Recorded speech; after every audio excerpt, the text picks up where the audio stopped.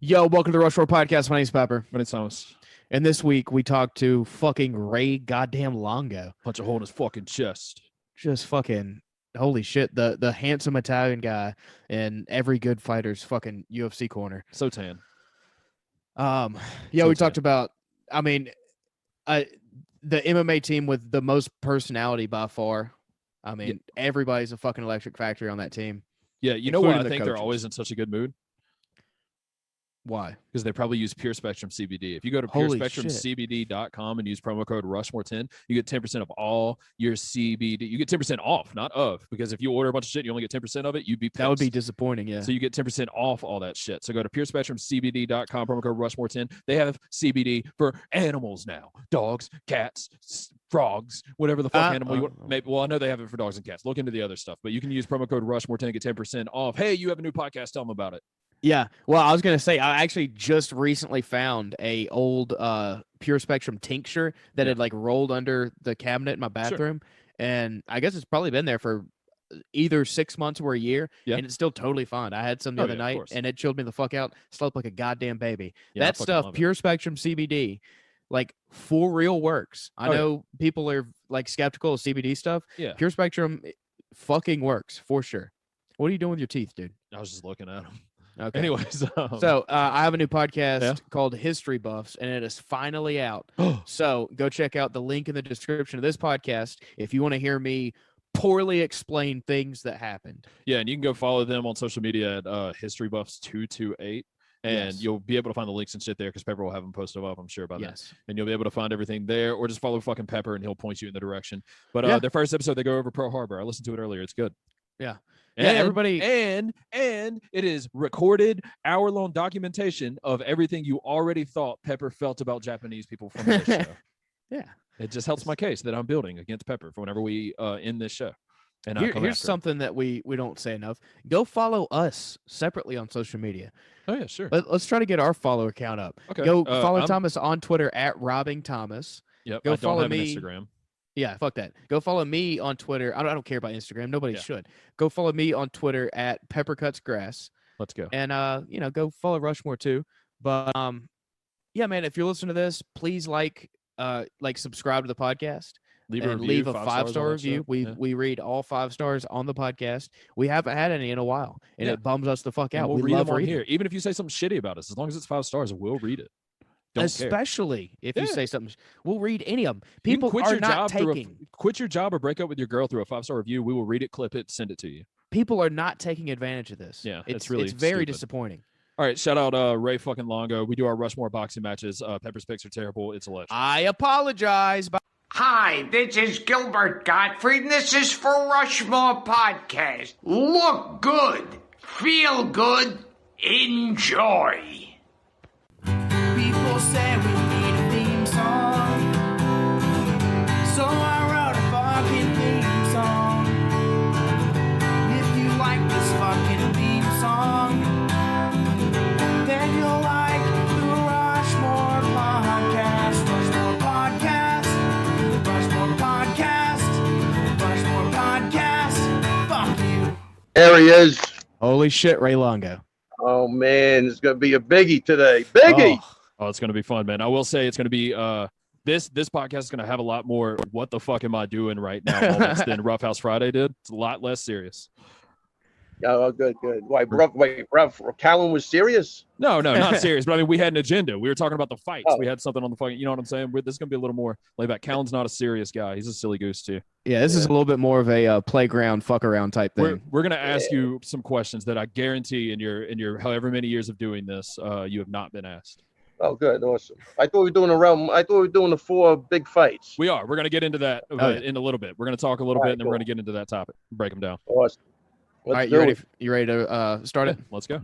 Welcome to the Rushmore Podcast. My name's Pepper. My name's Thomas. And it's a podcast where we take our Mount Rushmore of any given topic, and if you listen to the podcast for about 30 minutes or so, we'll figure out what we do with it. And Thomas, you requested that you wanted to introduce our guest, so you go ahead. Well, everybody should know Ray Longo. You clicked on the episode. You know where he's coming from. He is the coach, the trainer, the whatever you want to call him, to all the fucking champions, to everybody. If they're from New York or anywhere around it, he's probably trained them. You got Chris Weidman. You got Matt Serra. You got Ali Quinta. You got Marab, who's my favorite. You got Aljo, of course, fucking defending his title, by the way, October 30th. The list goes on and on. Ray fucking Longo, Anakin Florian podcast, the Ray Longo Minute, the best merch in the game. Get you a punch a hole through his fucking chest shirt right hole now. through your shirt chest. Yeah, yeah, shirt chest. Take a couple of those too. Pepper.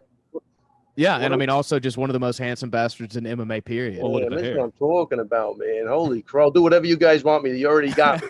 By the way, whatever you want me to. How do you keep up with that tan? What's the maintenance? Man, I tell you, I swear to God, I don't sit out for more than like a half hour, 20 minutes. But I go outside the gym. We have some lounge chairs in the back, and I'll just tan. But I tan easy, and then it just stays. I'm never been in a tanning bed in my life. It's all sun, and I don't overdo it, believe it or not. So I think I got good skin. I hope. We'll find out. So we'll find out short enough. Yeah, being Irish sucks. I will never be able to achieve your skin tan. Well, dude, it might be this white ring light right in front of my face, but I am the whitest person on the planet. Yeah. I get like horrible farmer's tan. I can't keep up with it at all. Man, I got that Mediterranean skin. I think I got lucky in that department. What's up with the mannequin behind you? What's going on? Where is it? Oh, that's trying to get in the show. I don't know who the hell that is. I don't even know where. I haven't been in this office in a while, but I am at the gym, and that's Chris Weidman's girlfriend back there. That's the answer I wanted. She needs a tan for sure. Yeah, she's She's about as colorful as you guys. I think Pepper had a few fan questions he wanted to ask you, right? Yeah, I asked a couple fans if they had anything they wanted to ask. JT Silius wants to know, how do you feel about bare knuckle boxing? Look, I'm not that into it, but you know what it is? Like I do a podcast with Pearl Gonzalez, and she fought. So Paulie Malignaggi fought Artem Levin, and he trained here for the fight. So I got to know Paulie. So I think I know a bunch of people that did it. I trained another kid from Israel, Aviv Gonzalez. His father did it. So I do watch him, man, because I know a bunch of people that are doing it. So I 100% support it. I don't know where it's going, but it's different. You know what I mean? And I think it gives. I like the fact that some people, they're out of MMA, but they have another place to make money. So that's pretty cool. Yeah, I mean, Rachel Ostovich, who didn't fare incredibly well in the UFC. She ended up getting cut, I think, earlier this year, but she's like 2-0 over there in bare knuckle, and she looked fucking great last weekend. You know what I'm saying? She's having a little resurgence of it. She beat Paige Van Zandt last weekend. Yeah, beautiful. Yeah. I didn't see that fight, but I will go back and look at it. But yeah, that's what I'm saying. I think it's good for that. I think it's 5 2-minute rounds. It's pretty fast paced. Yeah, I like it. It looks like nobody's getting killed or anything like that. So just a bunch of broken hands. That's pretty much it. Yeah, that's everybody's hands are getting banged up. That's for sure. Yeah, Jason Knight is a friend of the show, and he's like the fucking bare knuckle hero over there after that fight he put on. 2 fights he put on with Artem Lobov. I mean, that dude's incredible. Right. I went to one of the events in Biloxi, and the scariest knockout I've ever seen in person.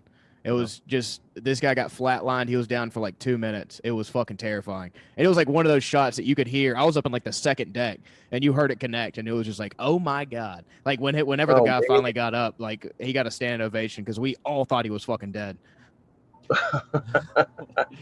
Yeah, I commentate some fights over there in Biloxi. Empire Fighting Championship. Shout out. Fights on August 28th. Go to theempirefc.com. Get your tickets. But I saw, first of all, you don't realize the impact of even the simplest things like some leg kicks and shit like that until you're fucking cage side, but you've seen a trillion of them. But people don't realize. I mean, a jab, a lot of times you see that shit up close, you're like, oh no, that's why I don't do that. So I'm not cut from that fucking cloth. But I did want to tell you something that happened the last event that I commentated there. There was this guy, I will say his name because the owner of the company told me to. Jasper Rivers is the guy. He was signed up to fight in the heavyweight division at these last Empire fights. This guy fought at the first fights I commentated, and he showed up in Superman, like Walmart swim trunks, essentially. And he gets in there about 10. He seemed inebriated to me, in my opinion. He gets in there about 10 seconds into the fight. He takes a leg kick on the inside. His cup flies out of his shorts. Now, the cup didn't fit, clearly. The cup's on the floor. They stopped the fight for him to put his cup back in. First time I'd ever seen that. Oh, wow. I never saw that either. He gets knocked out 5 seconds later. So that was the first time. Second time, there's this guy that is making his MMA debut at 50 years old. His name's John Michael. He's 50, making his MMA debut. He's got probably 18 kids walking out with him. He's got everybody in the fucking crowd because it's his hometown. Everybody's cheering for him. Everybody's psyched. He walks out. He's in the cage. He's waiting. His opponent is this Jasper River guy, the same guy from the first fight. And he comes out there. He's talking to the physician cage side. He comes in. He talks to the ref, legendary John Dixon. He talks to him. He tells him, essentially, I'm not going to fight this dude in the cage. This is during his entrance music's playing. Wow. He's in there. They announce that he has forfeited the fight. John Michael wins his debut, technically, at 50 years old. They give him the win as a forfeited fight, which I did not know that would be the case either. Mississippi State Athletic Commission, who knows what they're doing. And he wins the fight. He's 1-0. This guy, so what happened was he tells somebody backstage that he tore his rotator cuff warming up. Then he tells the cage side physician that he tore his ACL walking out. Then he tells the ref inside he doesn't have a mouthpiece or cup, so he technically can't fight. Is what he tells the ref. And then he just quits, walks out. Now, apparently this guy had a reputation, so the organization had somebody who weighed in the day before at heavyweight, and they were cleared to fight. That John Michael, the 50-year-old, actually got a fight at the end of the night with the stand-in, with the alternate. And they fought at the end of the night. John Michael, at 50 years old, choked the guy out with a wrist. And this guy was, I think he was like 3-3 or 4-2 or 4-3, some shit like that. He had 6 or 7 fights. And John Michael at 50 goes in there and chokes him out in about 30 seconds. And then debut, 50 years old, ends the night 2-0 in MMA. Yeah. Wow. That's a good story. Yeah. That's you ever seen anything like? You ever seen somebody forfeit? No. In all these years of doing it? Not. There's no, not like that. But I've, every so often I let a guy. He goes, I got a bucket list. I want to get in there, and never works out good. You know what I mean? It's just, I know I shouldn't be putting the guy in, but I'm going to say like every 4 or 5 years I let somebody do it, and for the most part, it doesn't work out good. So I'm happy for the guy that was 50 that did it. It almost sounds like they have that program Winter Warriors now, where they train for like 20 weeks, and then they go in and they fight each other. It sounds similar to that, and that's a great program, man. If you should look that up, it's not bad. They have to train every day, 5 days a week, and it's pretty cool. They pick gyms. I think SBG in Ireland is doing it. We did it once, then we got hit with COVID, so we haven't done it. But it's pretty cool. You're seeing guys that never trained before train for 20 weeks, and then they go in, and it's pretty inspiring. I think it's a cool concept. I like that. Yeah, I wouldn't mind doing something like that. I that's really the thing for you. It's like a 20-week commitment, and they do it at like 6 to 7 in the morning, so you can get to work. Oh, nice. Not at night. Yeah, it's pretty good. You should look it up. It's not bad. Wimp to Warriors. Is that what you said it was called? Yeah. Yep. Sweet. Yeah. I really think we should book a fight between me and Thomas. Yeah, I think that would be incredible. I'm into that. I mean, hey, look, years ago, guys would come in. I was the only guy like this. I'm going way back. I was the only guy with a ring at the time, or even an octagon. I guess first, like one of those out here. And then you'd always get those like stock market guys saying, they want to fight. 2 guys in the the hedge fund want to fight. It was crazy. Can we rent the place out? So I did it one time. I had a guy who was an anesthesiologist, and he wanted to, and he fought an orderly. I swear to God, like a real fight. They signed waivers. And the anesthesiologist, he's a good friend of mine to this day, but he lost a fight. Oh, he didn't put him to sleep?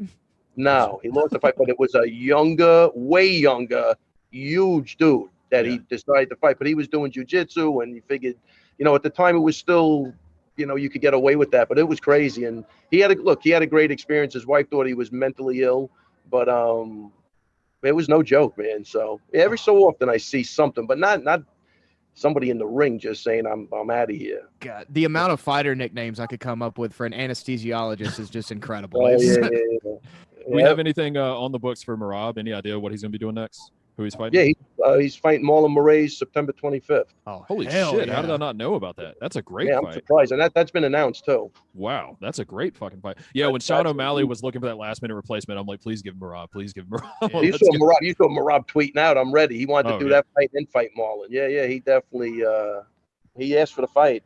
That dude is he's taking anybody down. That guy. Yeah.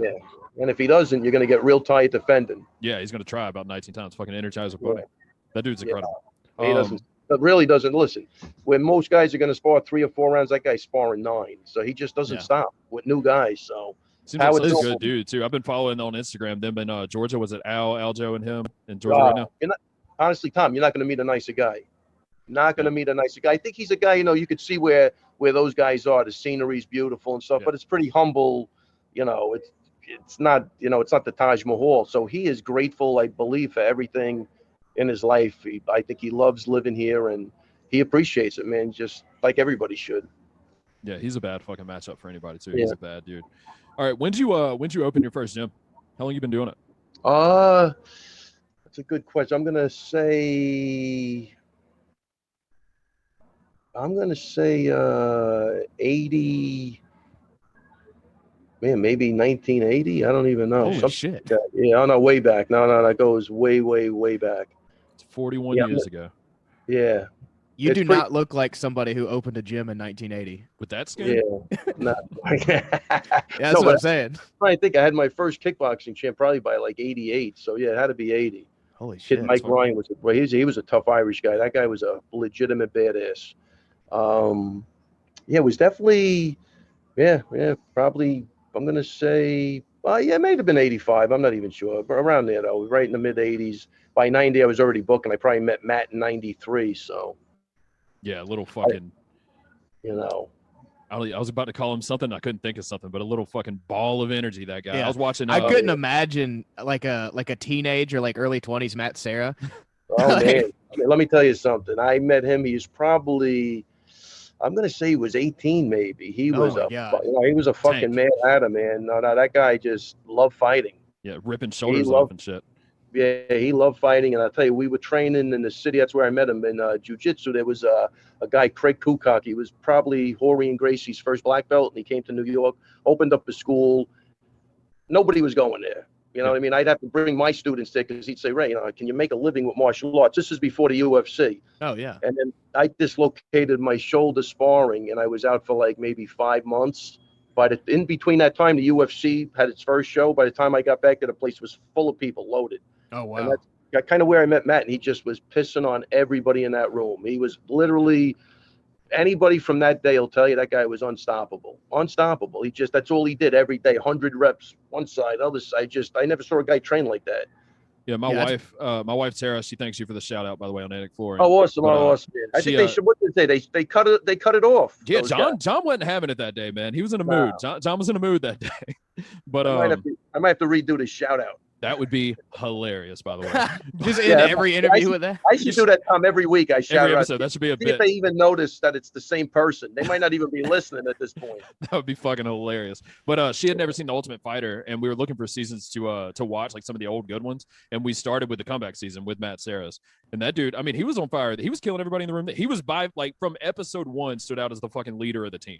He was basically training everybody in the room.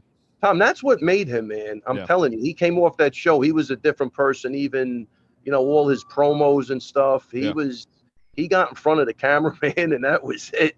He loves that camera. Yeah. But I always say that season 4 is what opened the door for him. And I remember Craig Pelagian, who, was the producer of that series.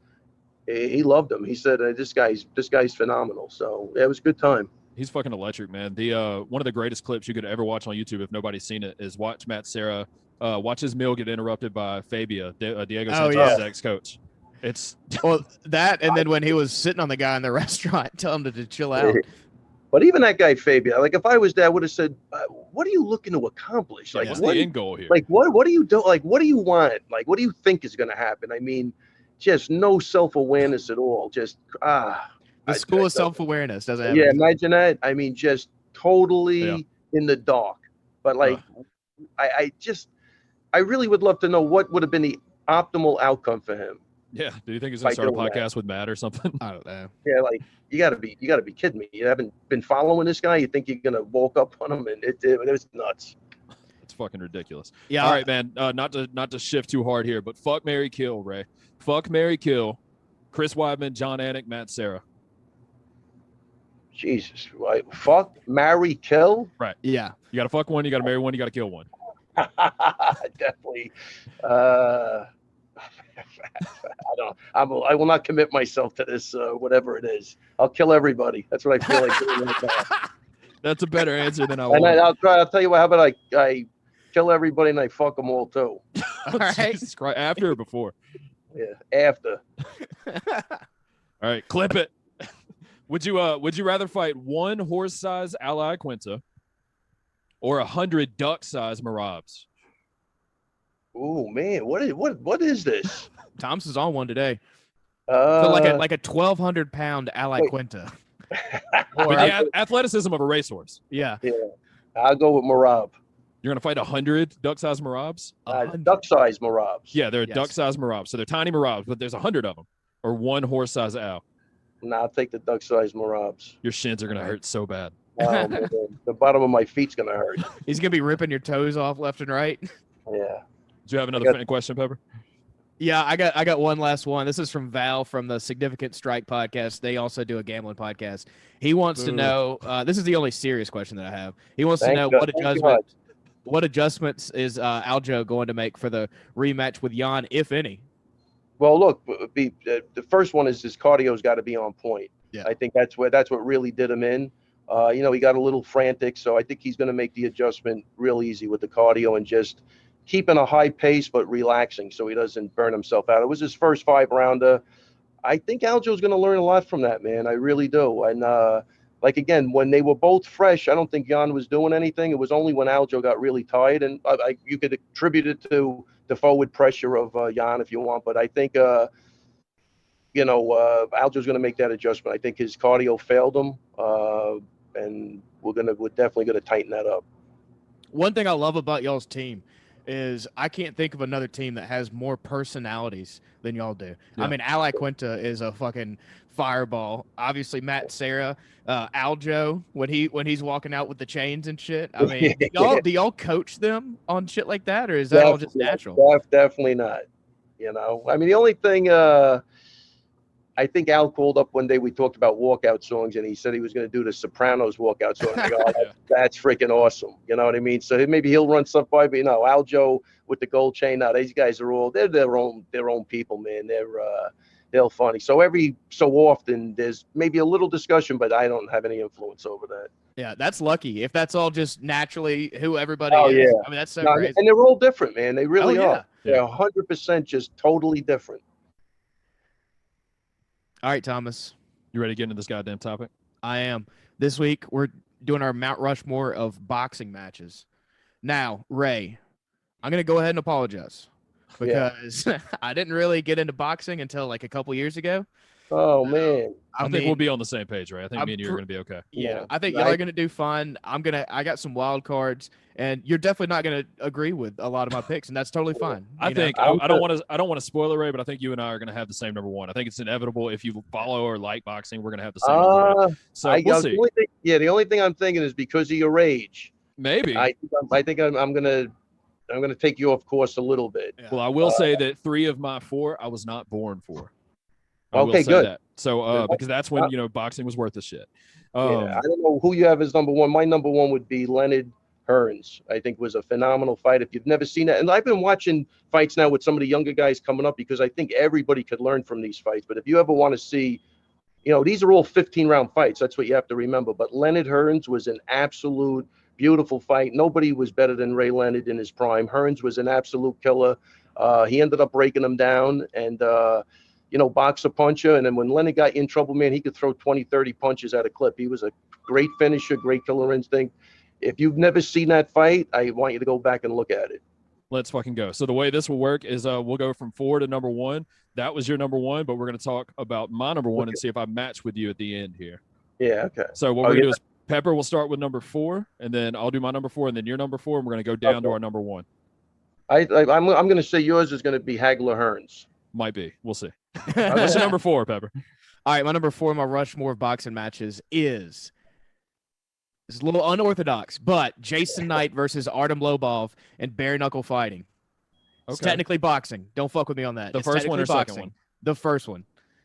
One of the most one of the most bloody fights I've ever seen for sure. Both of them look like they've gotten a fight with a knife after the fight. Looked like absolute shit. I've watched it back probably 5 times at this point. I still think that Jason Knight just barely won it. I think he got robbed a little bit by the Russian Hammer. It was a draw, wasn't it? No, Artem won. I'm almost positive. Yeah, I thought it was a draw. Either way, Jason, I love Jason to death, and he killed him in the second fight. It wasn't even close. But if you poke the guy, he's like Nate Diaz. He'll bleed all over the fucking place. Oh yeah.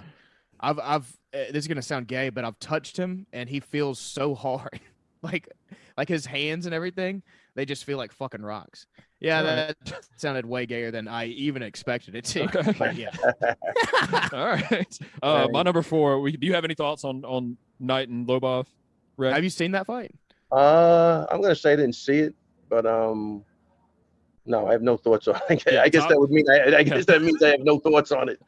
My number 4 is going to be February 22nd, 2020, the MGM Grand in Vegas. Tyson Fury beating the dog shit out of Deontay Wilder in the second fight.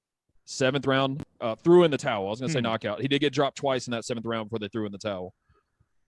But Tyson Fury's just his performance in that fucking fight was incredible. I mean, the way he just stalked him, it was wildly different from the first fight. The way he just walked him down the entire fight and gave him no chance. I mean, I think Deontay had every excuse I've ever heard in the world. His suit was too heavy when he walked out. He said that exhausted him. Horrible. He fired his cornerman for throwing in the towel.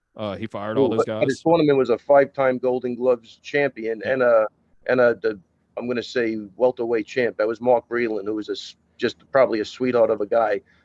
Uncalled for with the firing. The guy was there to protect him. He wasn't going to win that fight for sure. It was the right call. I think objectively, that's the right call if you look at it from any way.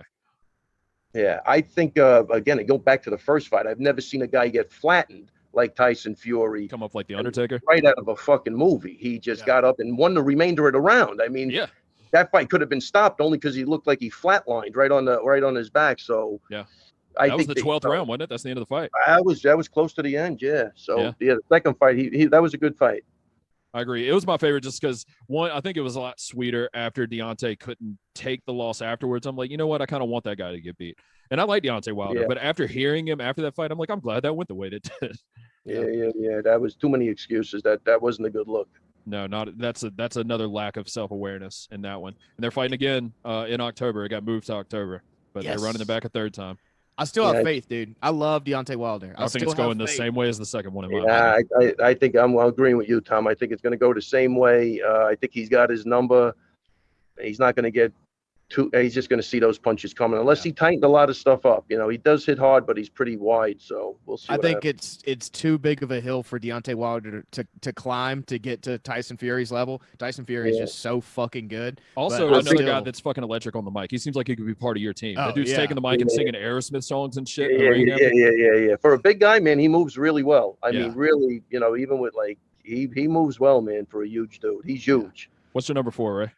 My number 4, probably a fight you never even heard of, but Roberto Duran versus Esteban de Jesus 2.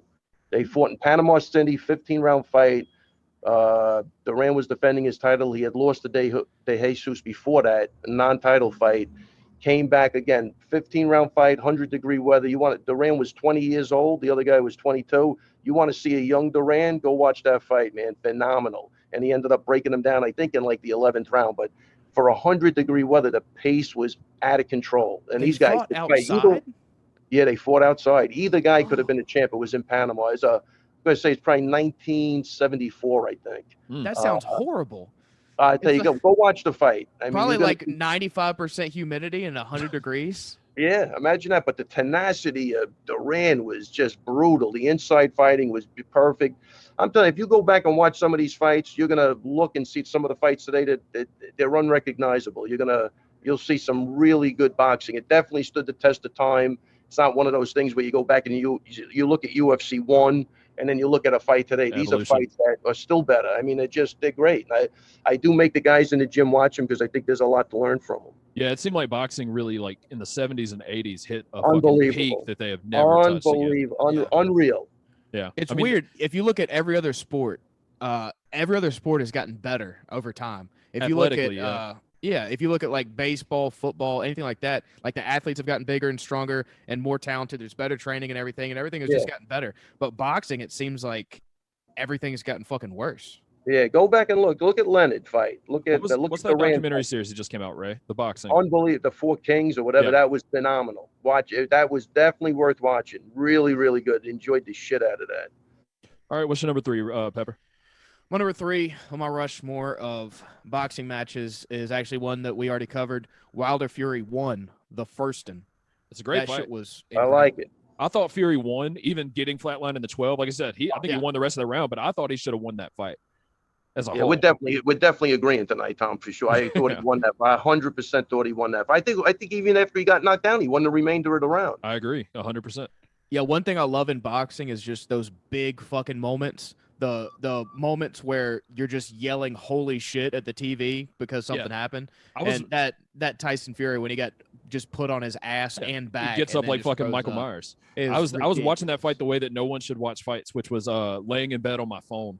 And I remember whenever he got knocked the fuck out, like when he got laid out in that 12th round, just like dropping my phone and being like, "Holy shit, the fucking fight's over." I'm tweeting somebody or messaging somebody like Tyson Fury's got knocked the fuck out, and then the fight didn't end. You had to go back and watch the rest of it. You know, a fight's good when you start out laying down and you end up on the edge of your bed, like shaking. You know, and that was that type of fight for sure. Man, that was fucking so incredible. the second Wilder Fury 2, that's the only boxing match that I've ever like dressed up and gone out for. We went to a casino, and then it was. I mean, the fight itself was like pretty shitty. Like it was a lot of him walking down. one-sided. It was pretty. Sure. It was pretty one-sided. But it was interesting to see after the way the first round went. Yeah, you know, he made the adjustments, and that's the beauty of that fight, I think. I will never dress up and go out to watch a fight ever again after that. That was some high-level bullshit. I did not enjoy that at all. Just being at a casino and being around a bunch of fucking idiots who don't know anything about fighting. It's like the guys who watch UFC. He's like, oh, why don't they just stand up and punch each other in the face? All this jiu-jitsu stuff is gay. It's like those type of people watching a boxing match is fucking. I've learned, I'm sure you've seen it on lower level promotions, right? But I've learned even from commentating fights that even crowds in live MMA events will yell shit at like that. Like they'll shoot a double leg, get him on his back, and half a second later they're like, stand him up. Yeah. Oh yeah, without a doubt. What are we doing? I tell you, it just happened. I did I promote the Ring of Combat with Lou Neglia, and my guy won the championship. Man, I'm blanking on the guy's name. He was in the UFC. Holy crap, man! I'm losing my mind. But he's a great jiu-jitsu. You know, he's a black belt on the mat. He's a great jiu-jitsu guy, and he would take him down, control him, beat him up a little bit. Jeff Lentz. I don't know if you remember. Remember Jeff Lentz at all? He was definitely on the show, and then I guess he fought once or twice, I guess.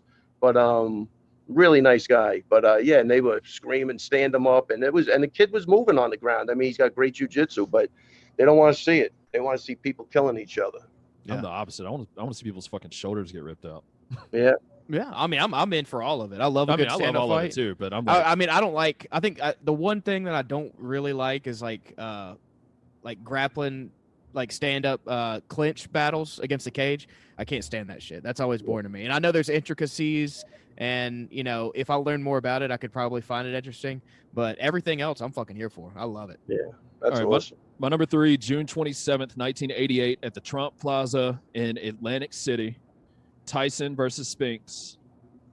Just because I think that's probably the scariest, most devastating display of boxing I've ever seen in my life for 90 seconds. Yeah, against a really great light heavyweight. I actually put that in my notes here. Spinks was 31-0 going into that fight. Spinks was probably the best light heavyweight in that era for sure. And that was that light heavyweight division was filled with one guy better than the next. Spinks was excellent, but the move up in weight, I guess, just wasn't enough for him. Well, and Mike Tyson. I mean, and Mike Tyson was, was a savage at that point. He was just fucking problem. He was probably winning the fight before the fight even happened at that point. Is that his? That's what I was gonna say. That's when he was talking shit about eating people's babies and stuff. Yeah. Well, terrifying. You could even see him on Rogan when he asked Rogan if it was normal to be punching a guy with a heart on. I think Joe was in a state of shock. You know, he's like, no, everybody does that. No, that's nothing wrong with that. But, you know, he's looking for security at that point. You know, he actually talked about that after it happened. So, you know, he like moved podcast studios, and his new table is like 2 feet wider. And he said specifically because when he interviewed Mike Tyson, and Mike Tyson went into that just fucking dark, weird shit. Oh, no, it was not looking good. Yeah, it's like there's not enough space between us. Yeah, that's exactly what it was. He was like there was not enough space. If he was do this over Zoom next time. Legitimately terrified. So when he got his new table, it's like 2 feet wider than the last one. What's your number 3, Ray? My number 3 is Alexis Aguelo versus Aaron Pryor 1. I know I'm killing you guys with these fights, but you're gonna like shit to watch. Yeah, I'm telling you, you're gonna love it. Another 15-round fight, but the key in this fight too, Aguelo was great. Pryor was phenomenal. They're both great fighters, but that was the fight at the end of like the 12th to 13th round where Aguelo was picking up some steam that Panama Lewis, who was probably his trainer, gave him that special fluid that had like let's just say it was like an amphetamine. And Pryor came out. I do remember this story. Yeah, you got to look at that, man. And Panama Lewis was a total piece of shit. You know, he's the guy that put took the stuffing out of the gloves of I think Louis Resto against that kid Collins, and then you know they caught him, and Collins ended up committing suicide because of it. He was undefeated, but just wasn't a good guy. But he gave you hear it in the corner, not that bottle, give me the special bottle. But I forget what was in it, but it was definitely an amphetamine. And Aguero was winning that fight, and he went into like the 14th or 15th round, and Pryor was like, just like he did a couple of lines of coke, he was out of control, and he was good. So that's a great fight to watch. Again, I think the fights I'm picking, I really want you guys to watch. I think you'll love them, no matter what history to them. Yeah, they have some history to them. Yeah, I saw a documentary about that fight and the one where he took the stuffing out. Didn't that guy go to fucking prison? He did go to prison. Yeah, they did a whole documentary on that. They tried talking to the kid's father. I think he still didn't even want to talk to anybody. It was I think Panama Lewis was a complete sociopath, and he was trying to tell Resto he did nothing, and Resto just wasn't it was sad, man. It's a sad story. Fuck that guy. Yeah, fuck that dude. Yeah. Hey, fuck you, guy. And he was from New York. He was a lot of people I knew him. He was just a bad dude. Yeah. Yeah, we want to go on record saying fuck him. What's your number 2, Pepper? All right, my number 2. Oh boy, y'all aren't gonna like this. I feel like you're embarrassed by some of your picks before you say I it. am. I am. You're not gonna like this. Paige Van Zandt against Rachel Ostrovich. No, you're not far off though, right? Conor McGregor versus Floyd Mayweather. Oh my God! Okay. Only 4. Okay, this is the only boxing match. The spectacle. Can you do me a favor and have a normal pick so my stock doesn't go down for being on this goddamn show? Are you kidding? It's the only boxing match that I've ever invited people to my house for watch. I fucking I cooked barbecue and shit. I was there. It was a big it was a big deal. And I would say you made a great Boston butt that night. I remember that. Yeah, we all knew what was gonna happen. Conor McGregor went way farther than. Well, by the way, we didn't know. We didn't all know what was going to happen because I was the only one in the goddamn household that was like, Floyd Mayweather is about to win this fucking fight. Everybody was pulling for Conor. But you want to hear something, Tom? I'm watching that in the backyard with a buddy of mine with a lot of people, and after round 7, I'm like, man, this just doesn't smell right to me. I go, what's the over/under? Yeah. And I think they said 9 rounds. I go, all right, it's over after that. I mean, it's just. That's the way I felt about it. He could have taken that guy out anytime he wanted to. Anytime he wanted. He was playing with him. He was playing with his food. 100%. It was a sparring match. Wearing him out. Now, he got caught a couple times to where I think he was like, all right, let's be fucking careful. He caught that uppercut, I think, in the second round. Yeah, it was pretty nasty. That's the only punch you can say he caught is to give me another punch you got caught with. Yeah, that's fair. That's a great goddamn point. You're down for the uppercut like everybody else says. But you see the uppercut? I mean, it's a freaking boxing match. Guys get hit 55 times. All of a sudden, one punch, an uppercut. Yeah, okay. It was a great uppercut. I had money on Floyd. You couldn't even win money on him because he was like a fucking 1,200 favorite. Yeah. That's like Tyson when Tyson was in his prime. The Buster Douglas fight. Buster Douglas was like a 42-1 underdog. 42-1. Yeah. That's fucking wild. All right. My number 2 is October 30th, 1974. Rumble in the Jungle. Zaire. Ali comes in as a 4-1 underdog. Knocks out Foreman in the 8th round. Oh, wait. Oh, you're going with Ali Foreman. Okay, cool. Yeah, Ali Foreman, 74. 4-1 underdog. Ali was Foreman was 40-0 with 37 KOs at 25 years old in that fight. And Foreman was the original Mike Tyson. People shitting their pants before they even got in the ring with him. He was, you look at him now with like the Foreman girl. What a happy-go-lucky guy. He was a monster back then. Yeah. I don't even think he smiled up until the time he was 35. Have you ever met him in person? No. Okay, I've heard people tell stories about his hands, and like his hands are just freakishly big. Like Brock Lesnar hand, everybody's like, "Oh, UFC had to make special gloves for him." I heard that his hands were even bigger than that. A lot of your takes today have to do with the male human anatomy. It's what it is, Thomas. I don't know what to tell you. I don't know shit about boxing, Thomas. The fuck you want me to do? Yeah. I use my eyes. But Rumble in the Jungle. Ali beating Foreman in the 8th round when Foreman was 40-0. 25 in Zaire, 60,000 people there. Fucking wild. Zaire, Ali, I think, was already, he was like 40-2 at that point. Ali still had an incredible record going into that fight, and I mean it was later on. Zaire definitely peaked in that moment. I haven't heard shit about Zaire's greatest moment as a country. I like it.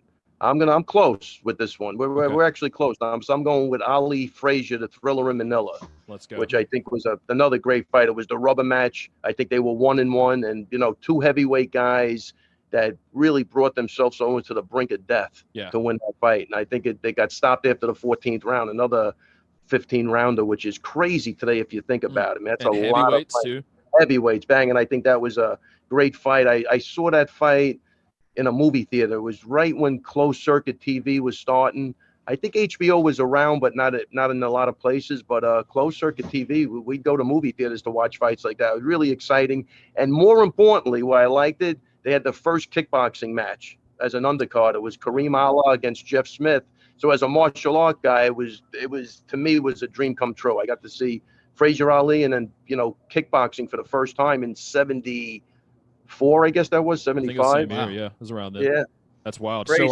Show our generational difference. The first fight I got to see in a theater was Brock Lesnar and Cain Velasquez. Wow. Yeah. And I saw Canelo and Mayweather in theaters. I think I was 70 at that point. But yeah, no, that is a great fight. I think Frazier and Ali would definitely be on the Rushmore of just sports rivalries in general. Yeah, I think you have to go. Even the first fight at the Garden, just look at the history of that and all the people that would ask taking pictures. Crazy. Just look at those documentaries. But Ali Frazier, Thriller in Manila was what a fucking fight, man. Let's fucking go. Well, my All number right, Pepper, one I'm is psyched another. to hear what your number one is. Hey, shut the fuck up. This one's actually good. My number one is another great rivalry. Okay, Yeah. These guys fucking hated each other at this time, and it turned out to be a magical fucking moment. Holyfield Tyson 2. Okay. Now you're getting better, Pepper. You're getting better. See, I showed my daughters that fight the other day because Evander Holyfield did some YouTube video. They love Kevin Hart, of course. Yeah. And he did a video where him and Kevin Hart and Joel McHale got boxing lessons from Evander Holyfield. And they were wondering what was wrong with this. They were wondering what was wrong with his ear. So I went back and showed them the video. That's awesome. They are terrified of Mike Tyson. Oh yeah, they Rightfully should. so. But yeah, Mike Tyson just getting absolutely fucking frustrated and shut down, and then biting the dude's fucking ear off. Isn't the story right like that I he said, kept getting headbutted? Yeah, he Yeah. claimed that, but he look, was getting shut if you ever down. listen to Teddy Atlas, he's going to explain it that he's used to being the bully, and when he can't bully you, he has to resort to stuff like that. Teddy Atlas, I think, destroyed him on Rogan's podcast. Yeah. Teddy Atlas is another compelling guy to fucking listen to. Oh yeah. Yeah. Big Dustin Poirier guy. That man mentions Dustin Poirier every time I listen to him talk. He loves that guy. That's awesome. Yeah, he's trying to get into MMA. It looks like, that's good. Good for him. I like Teddy Atlas. Well, all right. isn't Teddy Atlas like one of the main guys that talks about how fucking boxing is so corrupt and shitty? I mean, if he wants he's very to open move about over it. to, Thank God.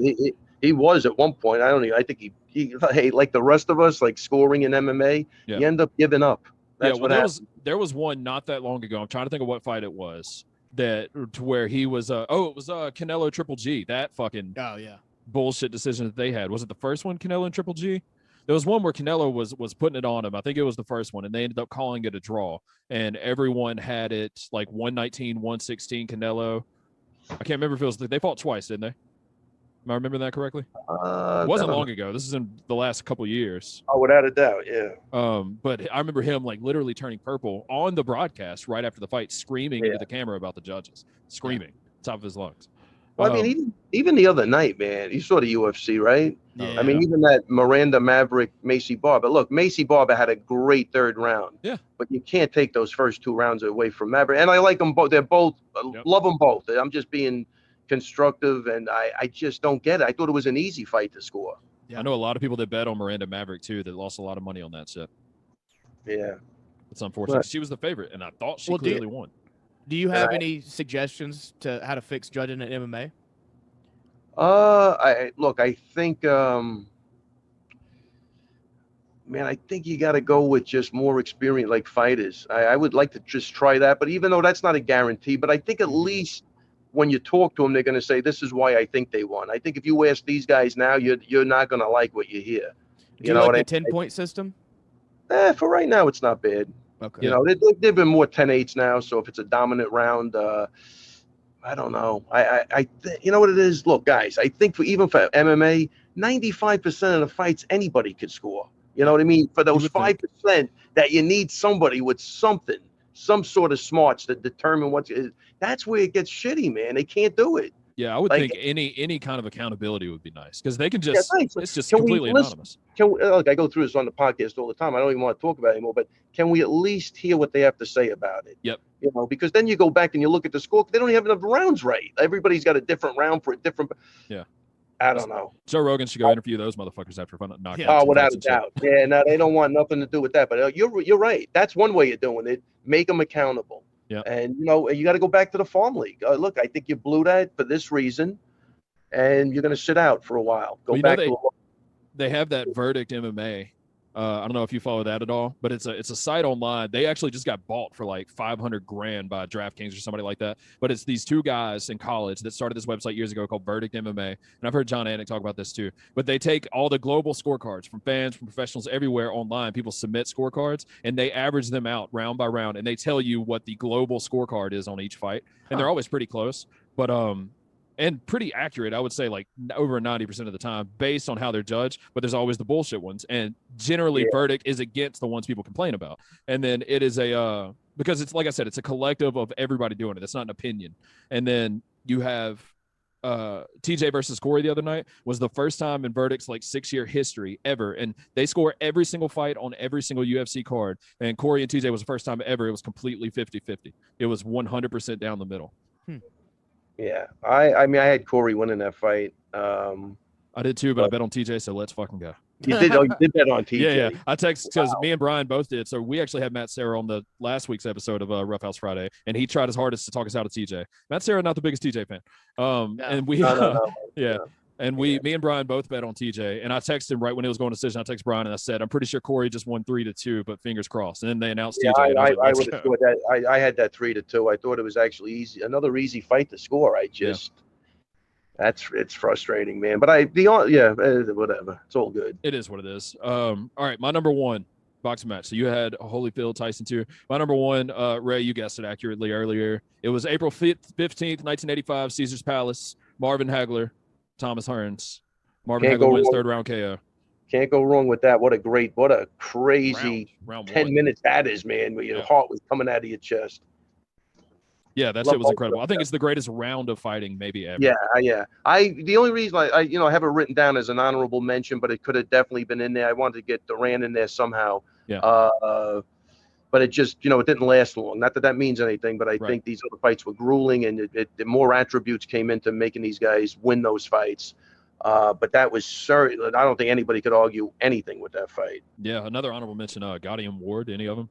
Yeah, Gotti and look, they were great fights, but they were good fighters, not great fighters. That's why they weren't at the same. Yeah, competitive, evenly matched, and it was they really brought out the best of each other in that realm of fighting, which they were just okay fighters or good fighters, but not great fighters. When Gotti fought Floyd Mayweather, I thought Gotti was going to do a little better, but I remember Mayweather. They said, well, he beat this guy, He goes, exactly. That's what I'm talking about. There were no name guys that he beat, really. Right. And Floyd took him apart. And I thought Gotti was going to do better in that fight.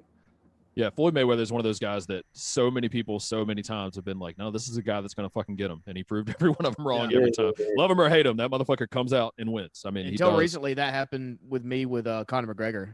I never had Conor McGregor in a fight until I think the second Dustin Poirier fight. I was like, yeah, I think he might win this one. And then that's the first time that I'm fucking wrong. I've been wrong every series. Pepper, I'm with you. I picked McGregor to win that fight, and then I picked Dustin to win the next fight. I figured it just looked like he had his number after that. Yeah. All right, Ray, we'll circle back. You had Leonard. Man, I had Leonard Hearns, man. You got to go back and watch that fight. Again, back and forth, I think, which, again, makes a great fight. Hearns out in front. Leonard catches him, and then just watch the way this guy could put 20 punches together. Absolutely phenomenal. Great killer instinct. And I think that went to the 14th round. Probably in the 12th round, Hearns wins that fight. So I like those 15 rounds fights because you got to really dig down deep. And just you go back and watch Leonard Hearns and tell me what you think of that fight. Just even technically. Just beautiful, beautiful boxing. Hearns was an absolute killer. He was starching people with that right hand. And starching good guys, undefeated guys. But Leonard, man, was he good. He was really good. I'm gonna go watch I it can't- tonight. Yeah, I can't wait to go back and watch all really these. Get back to me. Let me know what you think.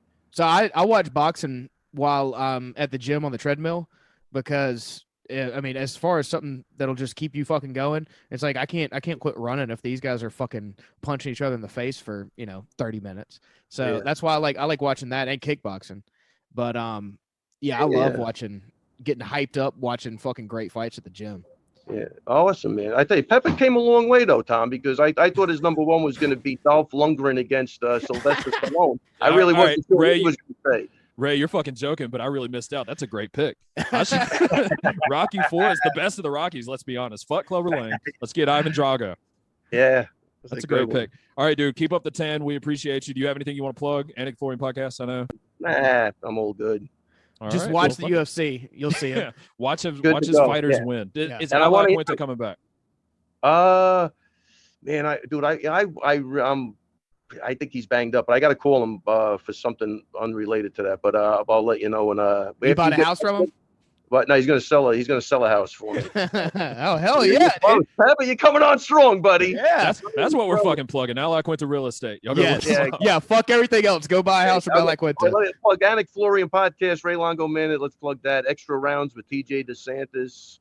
And Rough House Friday with you guys. Hell yeah. Appreciate it, man. Shout out to anything you want me to tweet out or put on, just send me something. I'm basically illiterate with social media. That's why I think you texted me last time. I just was incapable of doing it. But if you make it simple, I'm putting it up. It's not because I don't want to put it up. It's because I have no idea what I'm doing. But watch that Leonard Hearns and get back to me, man. You're gonna love it. I will. Absolutely. I'll let you know. Shout out to Chris Weidman's girlfriend in the back. We appreciate you. Take it easy, guys. All right, see you, buddy. All right, take care. Nice meeting you, Pepper. You too, Mr. Longo.